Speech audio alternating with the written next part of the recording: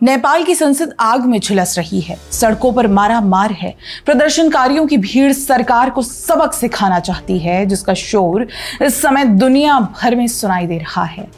पर भारत में बैठे ये कौन लोग हैं जो कह रहे हैं कि ऐसा भारत में भी हो सकता है, या शायद ये लोग चाहते हैं कि भारत में कुछ ऐसा ही हो जाए।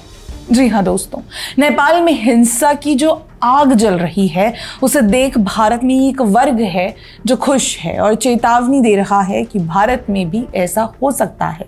दरअसल चेतावनी के नाम पर यह वर्ग अपने मन की इच्छा जाहिर कर रहा है, कहना चाहता है कि भाई ऐसा ही कुछ भारत में हो जाए तो मजा आ जाए, पीएम मोदी को हटाया जाए, सत्ता पलटी जाए। ये सपने वामपंथी इकोसिस्टम वाले देखते हैं। मजे की बात यह है कि इस समय नेपाल की सत्ता से जिन्हें हटाया जा रहा है वे वामपंथी ही है।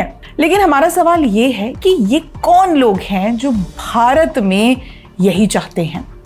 ये वही लोग हैं जिन्होंने यही बात तब कही थी जब श्रीलंका में और बांग्लादेश में रेजीम चेंज ऑपरेशन हुए थे। वही कांग्रेसी वामपंथी जिनमें नेता, चमचा, उप चमचा, सीनियर चमचा, चमचों के समर्थक वगैरह वगैरह।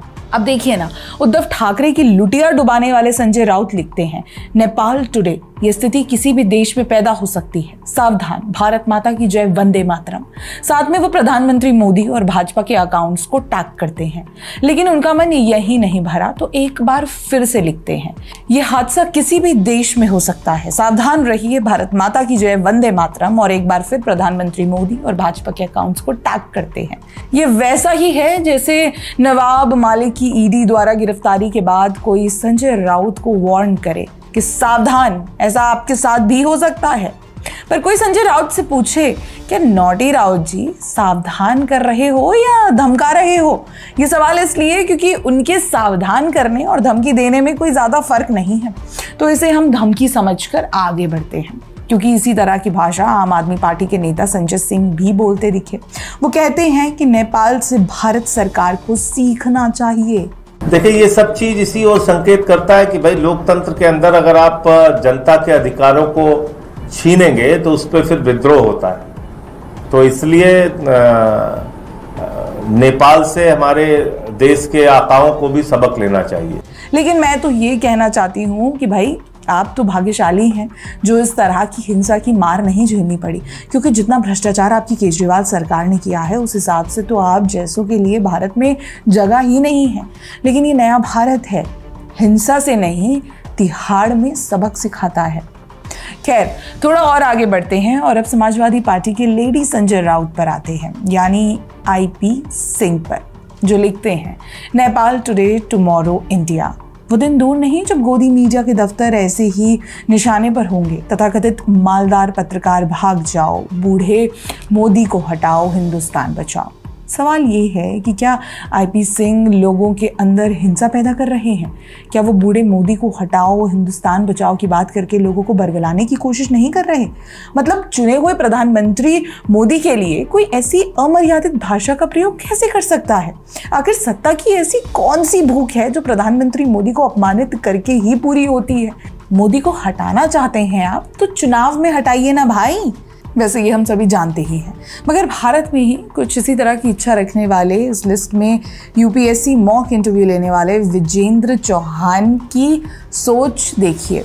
कह रहे हैं, all is not lost, youth can not be silent for long, Bangladesh, Nepal next.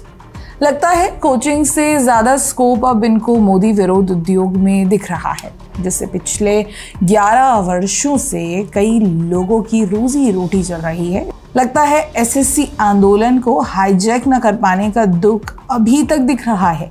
खैर, बच्चों के बीच राजनीति करने से अच्छा है कि खुलकर ही राजनीतिक मैदान में आ जाएं। वैसे इस लिस्ट में एक और नाम है, वामपंथी कथित पत्रकार राणा आयूब का। ये भी ट्विटर पर प्रोपेगेंडा फैला रही थी। हाँ, बाद में ट्वीट डिलीट भी करना पड़ा, मगर उससे पहले वो भारत को कथित तौर पर सावधान कर रही थी कि जो श्रीलंका में हुआ, बांग्लादेश में हुआ और अब जो नेपाल में हो रहा है वो भारत में भी हो सकता है। देखा जाए तो ये सब मिलकर अपने अपने दिल की ख्वाहिश सोशल मीडिया पर उड़ेल रहे हैं। फ्रस्ट्रेशन भी क्या इमोशन है ना। लोग इतने फ्रस्ट्रेटेड हैं कि संविधान और लोकतंत्र के नियमों को रौंद देने के लिए तैयार बैठे हैं। लेकिन सच ये भी है कि प्रधानमंत्री मोदी की स्ट्रॉन्ग लीडरशिप के नीचे ऐसी हिंसा होना नामुमकिन है। और वो क्यों, इस पर हमने अपने चैनल पर विस्तार से बात की है, आप इस वीडियो को देख सकते हैं। साथ ही आपको बताते चलें कि नेपाल में ये सब कुछ तब शुरू हुआ जब नेपाल की सरकार ने अचानक social media platforms Facebook, Instagram, WhatsApp, YouTube और एक्स पर पाबंदी लगा दी।